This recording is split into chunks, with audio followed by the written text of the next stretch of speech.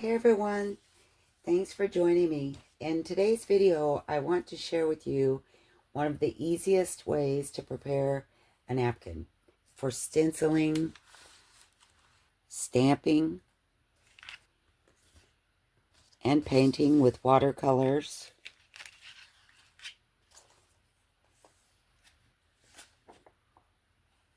using distress inks, embossing, coffee dyeing, rust dyeing to create writing spaces, and my favorite thing, printing. And yes, we're still talking about napkins. Printing on napkins. If you're like me, when I first started this craft, napkins were one of the cheapest, most accessible items I could find in secondhand shops, the dollar stores, and I ended up with a whole bunch of napkins, and a lot of them were the same. You know, when you buy napkins, they're normally 10 to 20 to a pack, and you end up with a whole bunch of the same thing. And I'm constantly looking for new ways to use them. So if this sounds like you, I think this video will inspire you. And the only special tool I would say you need is a laminator. I saw a tutorial by Dragna from Sasibo, and she had a two-part video, which I'll link below, on how to make all kinds of things with napkins. Basically, this was the item that I wanted to make, these waterproof pouches. They're laminated on both sides. And I thought they would make a nice addition to include with my Etsy orders, just like extra Happy Mail, put, you know, extra goodies inside for my Etsy orders. And, well, just as a side note, I mentioned when you purchase napkins normally, you don't get lucky enough to find just ones and twos. You buy a packet that's 10 or 20. And I didn't know, you probably already did, but I didn't realize there are different shops on Etsy where you can purchase just 1, 3, however many of a certain kind. So in order to de-stash, I've started offering them in my shop in batches of 5, 10, and 15. And you can get 5 different ones, 5 the same. You just have to message me and let me know which way you want that. Anyway, that isn't where I'm going with this. I was just letting you know that because it was one of the things I didn't know. There were places that you could purchase just a certain amount. And this is just a sample of what I was making when I had my happy accident, when I made, of course, a mistake. And I'm going to go over it really quickly, how to make these. I'm just going to breeze through it because Dragana's tutorial is very detailed on creating them. But the short version is this. Your napkin has 2 plies, normally 2 to 3 plies, like this. And so you just separate those. Take the laminated piece, or the printed piece, put it in your laminating sheet. And I didn't press mine or iron them. You can do that if the wrinkles bother you, but I'll show you later on when I'm showing you the painted ones, why I like the wrinkles. Same with the distress ink or whatever. So you just put the one ply, the printed ply, into your laminating sheet, like so. And you can kind of pull on it once it's in there and straighten it a little bit better. And then you just trim off the edges, and I use those as well. I keep those pieces, run it through your laminator, and you'll have a sheet like this, laminated on both sides. Then you just fold it whatever size you want. You could cut it down, make 2, however you want to make your pocket. Fold it. Sew the sides or glue the sides, embellish it how you want, put lace on it, so many different things. But like I said, she has a tutorial on that, and that's not what my video is about. I was just showing you how I got to my mistake. So while I was doing that, when I put my plies in the laminating sheet, I accidentally had both plies. I didn't realize there were still two plies. Normally this white piece we keep because there's a kind of a ghost print on it. It's beautiful. We use it for decoupage and different things. So many things you can do with this. When I left both pieces together, like this one, I laminated them together. You just cut off one end and peel them apart. And now you have the printed side that's laminated only on one side.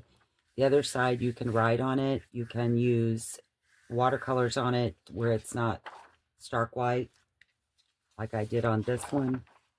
I used watercolor on it to give it that aged antique look because it was white, just like this one. But back to the white sheet, when I saw this, my imagination went crazy. I thought immediately of so many things I could do. I want to try and see would work with this. And she does, Dragona does touch on it in her tutorial that you can write on this and do different things with this, but it just didn't occur to me. I wasn't interested in that part, I guess. None of the things I created really need a full tutorial, but I want to show you some of the tips and tricks I learned through trying the different things. Let's start with the dyeing. So I tried some different types of dyeing. I used coffee and rust water on this one, and I don't know that I love the color that it came out, but I thought this turned out to be a pretty piece. I just stapled little rusty staple and a rusty paper clip, little cluster at the top, and the back is writing. You can write on this. This piece I used rust water, and as you can see these flowers in the background, that is a piece of fabric that's underneath. Because this is actually clear, it's just been rust dyed, you can see what's underneath. So you could put lace or, pictures that you want just a shadow of it to come through. And then I backed it with tea-dyed paper to make a double-sided writing spot. This is a writing pocket. Again, it's clear, but I backed it to a magazine page that has birds. So if you can see it, this is has the ghost print on it, little flowers, and it kind of makes the tree look like a dogwood tree or something. It looks really pretty. So this is a writing spot as well as a pocket. This one, I believe, was watercolor that I used on this one. And I did notice on the watercolor, it makes your ghost print stand out more. It kind of makes it pop, brings that whatever color to the surface. Like this was some red roses, and they weren't this dark when I painted it, but afterwards they seemed like they were a lot more vivid. So I backed this one to book page so that could kind of show through as a background. And this side is got a little sticker and clusters on it. But this is, again, you can write on this. And I did try a piece of book page, laid this on, wrote on it to see if it was too busy to see what I had written, or if it was light enough in the background that you could see my writing well. And you can. It's just kind of like a really soft background to whatever you're working on. Something I would tell you about the dyeing. When I did the coffee dyeing, I took my whole sheet and submerged it fully in coffee. I didn't leave it that way like you would when you're tea dyeing or coffee dyeing in a normal process with papers. I tend to leave my papers in for a while. I didn't do that with the napkin because I didn't know if after time it would absorb and kind of disintegrate the napkin. I don't think it would. The way it feels, I think it would be fine, but I just submerged the whole thing in coffee, took it out, let it dry, and it was fine. Nothing peeled off or, pushed away, it worked just fine. Like I said, when I saw this white, my mind immediately went to ways of making it not so white. And of course, you know, the dyeing process was probably my second thought. My first thought was a journal that I'm working on. I wanted to make a journal sheet out of it because I had written on it by this time and knew that the texture of it and how smooth you can write on it. So I stenciled on this one. And the wonderful thing about this is it kind of has a twofer. So you can write on one side and on the other side is laminated. So you could put sticky notes or washi tape, stickers, things that you want to take with you and use later. Or if you're selling it, you know, your little additions could be on this sheet. On this side, you know, where they can be peeled off and moved. But I love the idea that there were two different purposes for this paper. I've made journaling pages from acetate before and put the washi tape and the stickers, but both sides, you know, were, as of course, acetate, so there was no way to write on it or use it for any other purpose. This you can, and I really, really like that. And the texture of this is kind of hard to explain. My grandson said he thought it felt like really soft cardboard. I don't know how to explain what it feels like. It's just a really neat, smooth texture. It's no longer feels like a napkin. So after the stenciling is when I decided to color the paper as I normally would with the dyeing of, you know, coffee dyeing and rust dyeing. And then I started stamping, and I stamped a little flower. It was just a clear, you know, black and white flower, and I colored it in with watercolor. And then I went ahead and used different types of watercolor on this napkin. And I will say they worked. Most of them worked that I used, but the one that worked the best was called Addison and Sedgwick. And they do have an Etsy shop. I'll link it below. There's their Etsy shop. But it just seemed to move a lot better. And I did the watercolor two different ways. I took my sheet and a spray bottle and sprayed it all. Got it completely wet and then added my color on some of them. And I also wet my colors and left this dry and did it that way. And that did work. Both ways worked. I found that I liked making the paper wet first because it just seemed like the paint would move a lot better and not glob up. Whereas when I left this dry, eventually I would have to spray it to get my paint to move, you know, and not just be clusters of different colors. But either way will work and look beautiful. And especially if you are good at drawing and things like that, you could do so many things. I'm not. So just making beautiful watercolors was, to me, a win. And this is what I was talking about on the wrinkles. When I started watercoloring these, those wrinkles look even more distressed and aged, and I love it. So I didn't try very hard to get my wrinkles out of the napkin when I laminated it. And this is also watercolor. And see how pretty it looks on this side. I mean, we could put pockets here. I'll probably put stickers or something to go with the journal, but this will definitely be a journal page in a journal. And I just sewed on some clusters and it's already decorated. I mean, it's that easy. This page is done.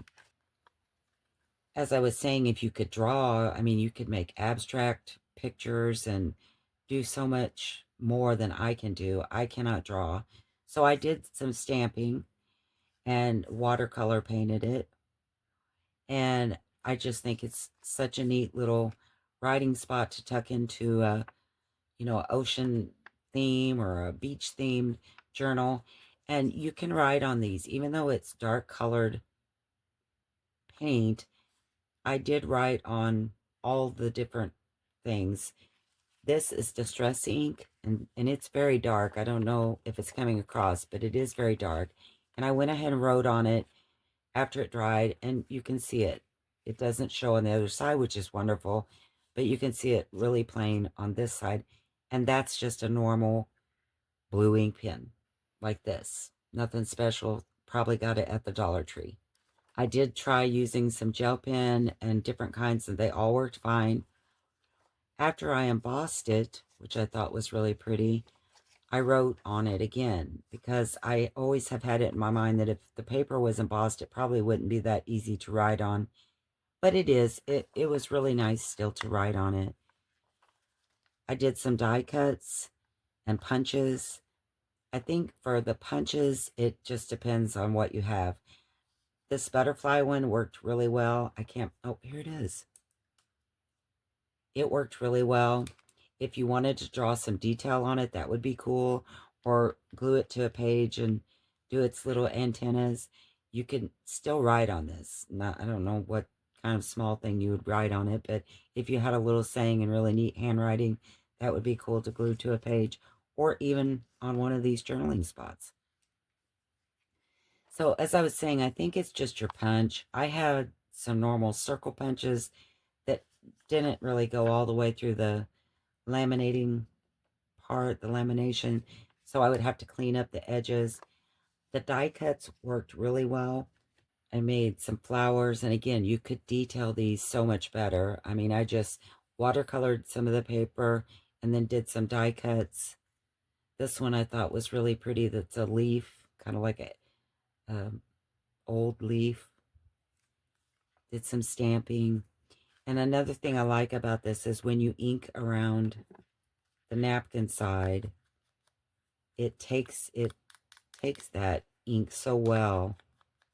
Really, it like sucks it up. And then of course you can see it on the other side too. And I love that. Just made some little die cuts and did some stamping on those. Those will probably hang on some charms, like these charms. These were a flower napkin, and I just cut out the little roses and inked around the edges. This was, this butterfly was on a napkin, and I just trimmed that out. And this is also a watercolored piece. And instead of facing the laminated side out, I turned it so the napkin kind of looks a little frosty, you know, because it's the back side of the napkin. Again, this is the napkin side, so it's writable on both sides of this. And a little charm. Here's another little banner type that I stamped, made a charm. Which leads me to my favorite way to use the white napkins. And how I did that was I trimmed down my sheet to 8.5 by 11, which is the size of a normal piece of copy paper. And it, depending on which way your printer is, mine has to be face down. So my napkin side had to be face down. Put it in, chose a digital that I wanted to use. I've done a couple of them. This one is actually, I've cut it and done several things with it. Here's another digital, and I cut off a piece of it already. This was on the side, inked around it, and this will be a tag of sorts. I'll probably put a little cluster on one side, maybe with a rusted staple, and maybe hang a charm. But when you open it, of course, you can write on both sides. Maybe put some stickers. And this is the flattest, thinnest journal spot. And it's so sturdy. It doesn't bulk up your journal. I really, really love this. I love the printing. And I think this would make a really neat little traveler journal. This digital here. I thought that was really pretty. So back to the travel journal. As I was, doing different things with my napkins, I had printed this and I was, going to cut out little journaling spots and make tags. On Sunday, Natasha Treasure Books was making travel journals. And I don't know what kind of paper she had, but one side was definitely laminated. So I thought, perfect thing to use for my napkins. And it is. She had a different binding method than I've ever done before. I've made travel journals, but this was definitely the easiest method to bind it. And I will link that video below as well. And of course, I knew that I was going to use this myself in my car. And I just think it's perfect because being laminated, it's going to take the wear and tear of being in my car. I had to hang all the, the dangles and jingle jangles on it because I like the sound. And I just put scrappy, grungy papers in mine. But I loved it because when I use it all up, I can just take it out and replace it with another little signature like this. And see, I just stapled. I didn't sew mine or bind it. The pamphlets, I didn't do any of that. This was the easiest journal I have ever made for myself. And I love it. I can't wait to put it in my car and start using it. But perfect. Lightweight. It's just going to be used a lot. I always need to take notes or an extra sheet of paper in my car. And this is going to be wonderful. And I just sewed a little lace on. I did ink all the way around the edges to give it a little bit of color. And also, as you can tell on these numbers, they're a different color than the rest. I was started when I started cutting this printed one apart for, journaling spots and such. I knew I wanted to use these numbers as maybe little charms. And of course, like I say it shows through on the other side, that's probably the most important thing when you're picking something to print or stamp. If it's something that's directional, like a number or words or a face that would matter which way it was, if it's directional, like I say, be mindful that the opposite side, of course, is going to be backwards. So to take away from that a little bit, I took my alcohol inks, and of course, this is the laminated side, so it was wonderful. It moved however you wanted. It gives it that age, different color look. I mean, you could go over the whole thing with that. And the wonderful part is it doesn't show through on this side. I don't think I would mind if it showed through, but if you have something on this side that you wouldn't want to be distorted or, covered up by the color, it didn't show through on mine. And I was pretty heavy with this alcohol ink too. And like I say, this was the perfect little journal because it's so thin and lightweight. And I cannot wait to use it. Even with my heavy tassel on there, it's still lightweight. I love it. Her video couldn't come at a better time because I think this is perfect. You have to make some of these. So I'm sure that this isn't a new idea, and I would love for you to share with me if you're already doing this. How do you use it? What kind of things do you make? If you like this video, please give me a like, thumbs up, and subscribe to my channel. And like I say, please let me know how you do these things. And also, if you are looking for a variety of napkins, check out the Etsy shops. They have, I think what I typed in when I was looking was decoupage napkins or something like that up in the search bar, and it brought up different shops that sell individuals or sets of 3 where you don't have to buy the packs. I think they're probably a little more that way, but you don't have to worry about ending up with a whole bucket full of things. Takes up your craft room that it will take you forever to use if you're ever able to use them all. Here are a couple more charms that I made. This is just a little booklet. Put a little sticker on. think I already showed you these. But again, I hope you enjoyed this. I hope it sparked your imagination. And I would love to hear from you. Thanks again for joining me, and I will see you next time. Bye.